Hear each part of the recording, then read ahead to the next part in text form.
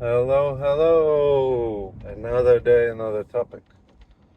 And so, in the previous discussion, I've actually hinted about problems with democracy. And I would love to actually discuss different forms of governance and what the downfalls, pros and cons. And so, I'm going to explain why we are seeing the end of democracy as the viable alternative to governance, or viable plan to governance. The beauty of democracy is that it's the best system we have right now. That said, it has its own downfalls, and we're going to discuss it later. But let's focus on the topic of a tyranny or basically monarchy. What's the problems with that, right? First of all, we had it for a pretty long time. So definitely there were issues, definitely there were uprisings, but for the longest time, that's how people thought about it. There's royalty, there's a king, there's nothing else we can do. That's it is what it is, right? Like there's no other way, and that's the best one we have, because alternative to the royalty or alternative to any form of leadership was chaos, was smaller tribes basically attacking each other and being savages, right? So coming from idea that the rest of the world are savages, their small groups would just kill each other, an idea of one governor who basically knows what he's doing and cares for his people sounded pretty good, right? And of course, I can say, yeah, but what about oppression, absence of rights, absence of other things? That's all true, right? The problem with power in general is that the power corrupts everybody, right? And if let's say for some reason you had a very good benevolent king, his son, which is inheriting this, could be spoiled by by power, could have a bad, just overall being bad person, right? It doesn't matter. It's a flip of a coin. You can have a good son, basically taught by his dad, maybe somewhat curtailed by religious leaders, which are sort of like half-ass controlling the country, which can say we have power too. We can say in churches or mosques that basically you're a bad one and we're gonna stay the rebellion, or generals who will say we don't support your ideas, you're being too tyrannical, and king being his power being curtailed by those like or controlled by those elites, right? And so that we're coming back to the idea of a control of elites. Of course, there are tyrants, which the idea is that it's an absolute royalty or an absolute monarchy, where when one person is holding for the power so hard that it destroys all of the elites. So there is no like second level or check and balances in place, and it's one person who's everybody afraid of. There are multiple examples of bad tyrants, but of course, there are examples or exceptions of a good tyrants, which just say that that system is viable, maybe not for a prolonged time.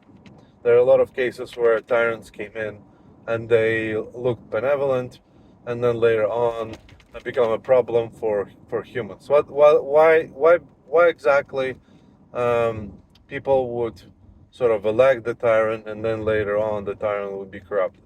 An easy answer is okay, he got the power, he got taste for the money, and he just become this force which basically tries to curtail everybody. And I think it goes into the reason that a lot of tyrants are actually perfectionists. They, in their mind, they get into power because elites support the tyrant, right? The powers the powers of the country support that specific tyrant. So his paradigm, his personality, or whatever you name it, becomes so hard to dismiss at that point of time that that person becomes like the glorious leader, whatever everybody's calling for. Imagine, let's say there is, who is the most, you know, famous person in the United States right now is Taylor Swift. Imagine Taylor Swift goes to be a president, and spats out all kind of cool ideas about how things gonna be. The problem which comes along is that there always going to be a dissidents, right? Or let's say, today, let's say there's an economic problem. Let's say Taylor Swift comes in and basically and says, I'm going to be single-handedly ruling the country. Everybody is in uproar because soon after, in a few years, Taylor Swift, destroys, no, not destroys economy, but destroys inflation, recovers the economy. There's a huge boom in economical boom. Everybody's happy, everybody's rich. There is no new wars. She's perfect in talking to the global leaders. Everybody close the wars. Everybody says, listen, you're so great. Whatever you're doing is working. We're just gonna bail out on our ideas of world dominance. Everybody lives happily for 5-10 years, right? What happens is, let's say, she decides that, okay, now I want to make sure there is no poverty, right? And surprisingly enough, there are people who are against it. And first of all, just overall homeless. There are some who are like, I'm fine. I don't want to do anything.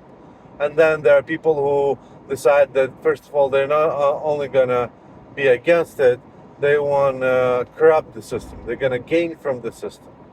And so, from her perspective, it's just unfair. And so she starts setting out the rules, and people are still breaking them. People are still corrupt. People find loops around it. There's still corruption.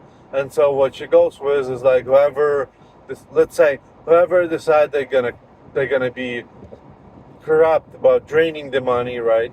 She's gonna execute like publicly, so everybody knows they were executed. And so she executes the people who are easy to catch, but then there are people who are hard to catch, who squeeze between the fingers and corrupt the next level, the people who control them, right? And so now you see a corruption which permeates the system. Then she goes into the rage mode of like, okay, you know what? I'm gonna set the decree to make sure there's nobody even thinking about corruption. I'm not just gonna execute them, I'm gonna execute their entire families.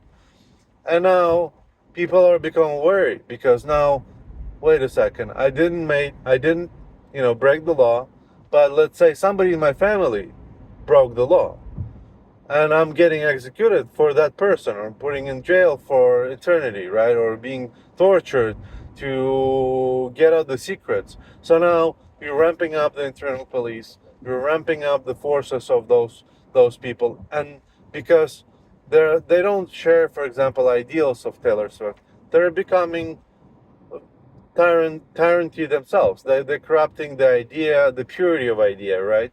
They're basically getting high on the power they're getting to, and start killing people they're just deemed to be in corruption. They manufacture the logs. They torture people to say they actually were corrupted just because they, let's say, want to remove competition. Let's say one of the chief internal police, or whatever you want to call it, decide that he wants to have electric car company, and then goes against Elon Musk and proves that he actually is trying to state a revolution, right? And in the head of Taylor Swift, that person needs to be executed because she's so benevolent. She's basically a god person, and everybody needs to listen to her. And so that power comes not through 1 decade, but let's say 2-3 decades, right? And it's very hard because in the beginning, the first decade was golden, right? But it was a passage of time.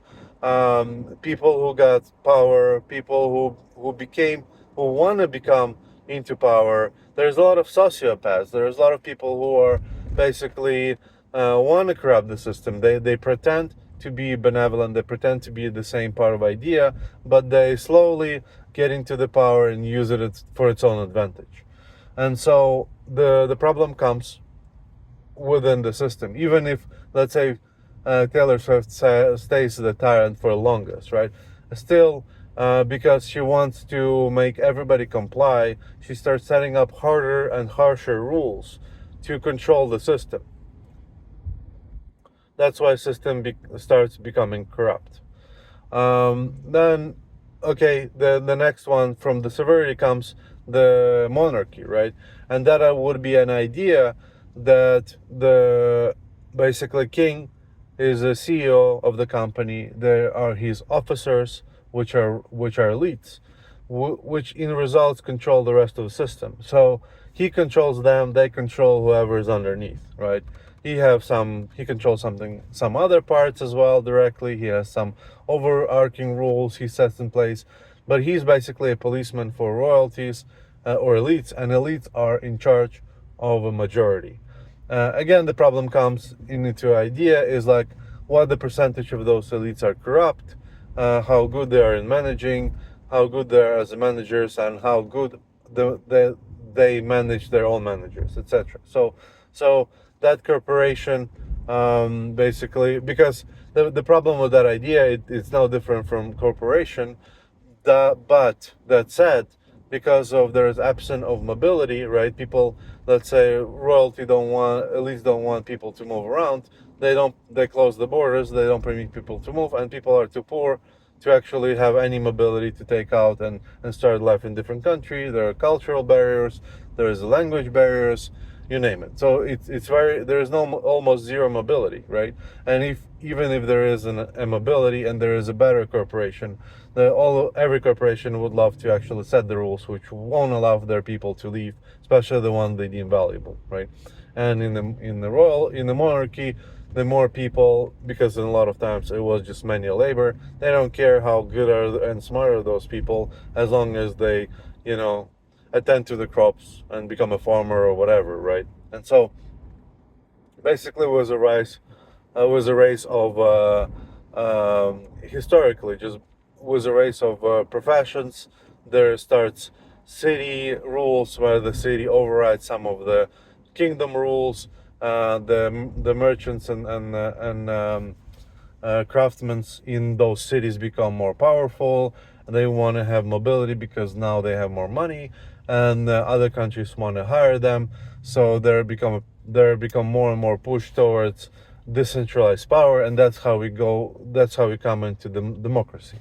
The problem with democracy comes with the same place. Like an idea, it's not even the problem, right? For the longest time, that's become the best thing ever, because an idea is that there is an illusion, and I'm gonna go deeper about why there is an illusion of everybody vote, is that people have a say in the country. There's a lot of checks and balances set up across the board to ensure that the system is not in majority corrupt. There is a minimal amount of corruption. There is a law set in place with checks for people in power not overstepping their boundaries, and those boundaries set up by voting mechanism, etc. And so basically, this is like democracy 101.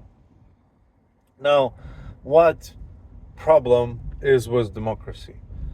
If let's say in ideal world, every law, everything is voted on by people, everything is voted on by representatives of those people in the parliament or senate, whatever you want to call it, then the question is why would be their problem? An idea for the longest time was something that people were very involved in democracy. They were very involved in governance. They were involved in understanding what are the processes around the government, understanding how to make their life better. They would vote for mayors. They would vote for other parts. And of course, there was a bureaucracy, which means there were non-elected officials which had power on them as well. That's because you couldn't ask everybody to vote for everybody who works in the government. That'll be just a gridlock, right? That would not happen. And with that idea, there will rise for liberalism, an idea that we don't actually trust the government to be good enough to hire people with power, which we don't elect, and basically that's like, basic idea. Of course, there's more to that, but in on the surface is the idea of liberalism is like this, right? So, um, where is the problem with all the systems? Why am I saying that there are problems? And the problem goes with that in every part of that system, we see the faulty of a human, right? Whenever there is any leverage, whenever there is any way to control and to override the rules, to skip the rules, the people would use that opportunity. And the bigger the government, the more people work in it, the more, even if let's say there's 3% of sociopaths, there's 10% of criminals, you're talking about like 16% of people in general are are faulty enough to start misusing the power given to them. And if let's say the scale of government is 100 people, you're talking about 16 people. But if let's say the scale of government is 100,000 people, now you're talking about 60,000 people who overuse the power, which means those 16,000 people can do a lot of damage, right? Not single-handedly, not organized, which maybe sometimes they are organized, but not in the bigger groups, and they still can misuse the power in the specific parts. Now, what are the other problems with that? So the scale of a government, but let's say you have a lot of people, so how exactly are you going to govern it, right? The problem with that approach is that um, reliance of people on the government itself, reliance on idea that they are adults in a room or adults in in life, and those adults gonna care for you. It switch on the idea. It switch on basically everyone's child personality or child persona, uh, which means that we want in power people we would deem to be the best parents and the best caretakers for us, which means that we relegate our power to those people in a lot of sense. But majority of people are not smart enough or self-aware to actually go into understanding what exactly we want to relegate. And then there's no accountability. People, because if you think about your government too much, if let's say thinking about the government, a percentage is that, for example, in older days where people were more adult about life, they were like the composition of their persona was like 80% adult and 10% child and 10% parent or something along those lines within the guys, for example, right? The men weren't raising kids, and so they had the composition of 80-10-10, for example, right? And then women had a different part of composition. I don't know. I'm just making up some numbers, but I'm just saying, right, to comparison. Then right now, because the life become a little bit more easier, and we try to relegate as much as possible. It just tendency, right? There is no threat so much. You're getting relaxed, and so let's say we're a child 30% of the time, and so that's, or like for somebody 60% of the time, and so they relegate the idea that the government is a parent who's going to take care of them. What happens? That's totally fine. Like if let's say you're a disabled person, you relegate a lot of power to people outside you because in you're not in full capacity to actually live life, and you need help, right? That's the bottom line. And so that's fine if there are a lot of people who relegate that idea of like parenting government, or have that idea, consciously or subconsciously, that government should be parenting them and parenting everybody. What problem comes with this is that the government never takes accountability. We never put government into being accountable, because we never put our parents to be accountable. We don't, only when we grow up, our adult self start judging our parents, start thinking about it, where they did a mistake, and start deciding exactly where did they wrong them, right? the child just cries and being emotional. And that's, I think, basically what we're seeing right now is a lot of people being emotional. A lot of people are catered, and government are catered into idea of being offended, being upset, being anything like this. But that means that government is never become accountable. What happens as a result, as government grows, there is more and more bureaucracy. There's nobody, no, everybody stays there, and we don't actually judge them for the results they do. Like at some point of time, I was thinking about setting up the science, uh, basically setting up a science party, and the science party would be the party which would actually, collect results of different programs and decides where they're successful, right?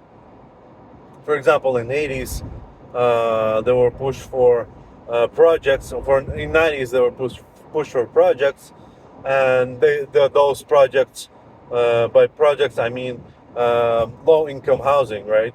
And those projects failed completely. England or UK actually adjusted for this. When I lived there for a brief amount of time, I talked to some people who were aware about those ideas, and originally UK just copied over the idea of projects. It was the skyscrapers. What happened is that low income a lot of times attracted criminals, and so those skyscrapers become just like huge buildings with a lot of mischief around them, and the kids who were growing up were more likely getting into gangs, and so it created like a perpetual sort of criminal area for people living, in those projects, and so what they did after they revelated the situation in UK, what they did, they created a different idea of projects.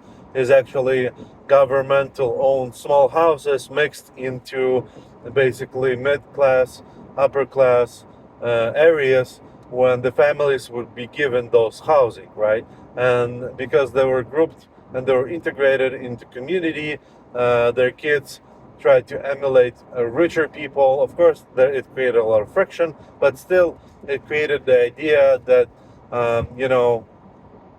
people who succeeded, they would show the example to the kids in the poorer houses. They would try to, like, sort of as a community, help those people as much as they can.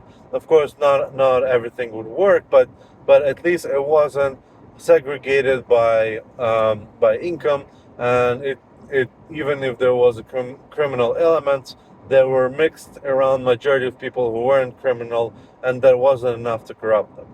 Whereas the United States, they never follow its suit, so that's why we have like areas like Harlem in Manhattan, like Oakland in the Bay Area, and probably in other cities I don't know about, as an example of areas which are just bad, just generally criminal, low-income areas, segregated by income. You can talk about race. I really don't care. I think it's a stupid subject. You can listen to other videos or milking other people about being upset about race, etc., or anything like this. I see it only as a pure income, and I can tell you that there are a lot of countries which weren't segregated by race, which end up having the same results across the board. We can talk about culture, but that's just different, right? But still, it's the same an idea of a government actually being a parent and decides what best for citizens. And citizens, all they want is just more money, right? But the bottom line, if you look at the idea, what the people would vote for is just a button which will give them more money. So that's what they demand from the politics. We're gonna get as a separate subject about economy, how exactly that actually screws up the economy, but that's different. That's for a different that's for a different discussion. But if you see about this, what happens is that at some point of time, because we relegate so much power into the government, we end up with a governance which is just bad. As a result, we can see falling down cities like as Detroit, etc., where we elect, or Chicago, for example, it's a high crime basically area, right? And the same with other parts where people are just falling up with whatever majority decides. Majority becomes very dumb about thinking about how actually society works. Majority votes on politicians and supports politicians with bad ideas of governance. As a result, it falls down back as a cycle on the people who are um, who are being governed, right?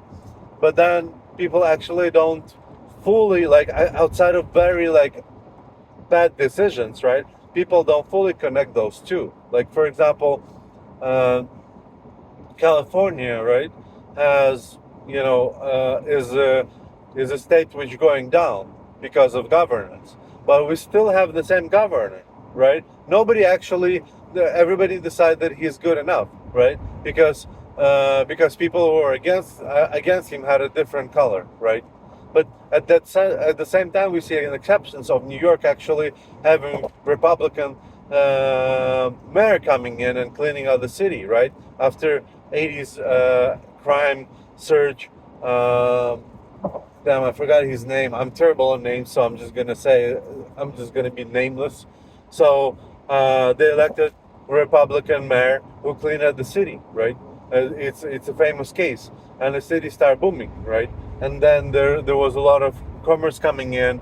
A lot of criminals were put to jail. No broke windows kind of policy idea, and he cleaned up the city, right? And now we see Democrats ruining the city again, with just a lot of crime, happening, and a lot of other things, and businesses leaving. The same happening with California and like San Francisco. But we keep on electing same people over and over. I'm not saying we should elect, and I'm not actually like trying to push for a different party or push for a different. Oh, you switch party. Like everybody needs to go Republican, elect Republican, and they're gonna clean up. I don't know. Maybe they don't. I'm not saying that corruption doesn't happen on Republican side. It doesn't matter. It really doesn't. For this specific case, for this specific idea which I'm trying to preach, is that we relegate so much power. There's no accountability, and then people don't think through things. They're not integrated. They don't think in the long term. They don't have long term thinking to actually go through this motion. And basically, they relegate this idea into like, oh, government is going to be fine, and a government is not fine, right? It's just being corrupted, but corrupted in bureaucracy. And basically, bureaucracy becomes tyranny, or bureaucracy becomes monarchy, right? Of those elites being bad elites, and they're not being fired, right? And so you think that you're living in democracy, but what actually happening is that you're actually implementing sort of an a rule by elites, which is no different from monarchy. The problem is that you don't have a king to control that royalty. So in my books, I would want to find next the president, whoever is going to be, is actually doing a cleanup in our bureaucracy, cleaning up. FBI cleaning up all of the judges, etc. Like similar thing happened in Georgia when, for example, he came to power and he basically fired everybody. Again, I'm bad at names. It happened like 20 years ago.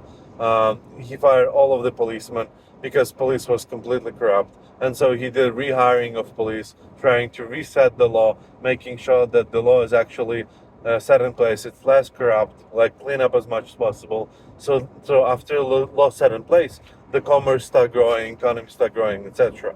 Like it all goes hand in hand. So that was the first stone. That's the same thing happening here, right? I'm not saying defund the police, no, but I would say, okay, talk about corrupt police, right? Get into the idea of like in 20s there was I don't remember the name of idea, but like the FBI was set up in place, like the preface to FBI, something overarching above above the police who can actually investigate the mischiefs of police, right? Then the police become accountable to somebody, because otherwise it was corrupted. And there was a lot of big cases about police corruptions with mafia, etc. There were a lot of gangs at that time corrupting the entire enforcement part. What about the law part? I want to go through the judges, right? Or letting people go, right? Or not rule, or not in, enforcing the law appropriately. Maybe we should go through evaluation of those things, right? But what I'm trying to say, there is no consequences of those actions right now. And that's why I think we see a rise of tyranny right now. Actually, people are going into idea of tyrant with China. They're going in idea of tyrant in, or royalty in Russia. They're voting with idea of royalty or tyrant in Middle Eastern countries, which was majority of royalty. People are actually trying to elect new dictators in other countries. They really want to, because when the previous video I talked about the pendulum swing, what they're trying to say, okay, the system is actually corrupt, the system is actually broken. We cannot trust you to elect somebody who will change the system, because their system is going to oppose it, right? But the system is already bad, so we need somebody who's going to have so much power to actually clean up the system. Think about it, right? Like, if you think about it, people are pushing towards having tyrants. That's where we're going to, and that's the whole problem. Like that's the problem of swinging into one direction too far. I'm not saying it's bad or good. Like, at this point, I'm not evaluating swinging in one direction is bad, or is in left is bad and in right is good, or other way around. I don't care about those part. I'm saying that swinging in those edges just make the system unstable and make people want to elect a tyrant. They opt into electing somebody who's going to come in and clean things up, right? And while incorporation is fine, in the government, it's a it's a dangerous proposal. And in the beginning I described why. Even if we get a benevolent tyrant, we still have a problem with other people, or with passage of time, and system and checks and balances is set in place, which will actually make problem, which will make tyranny a problem later on, right? And so, yeah, hopefully it's not going to happen. Hopefully we're going to de-escalate and it's going to get easier. Yeah, that's my thoughts. Hopefully you like it. It is what it is, guys, and have a nice day.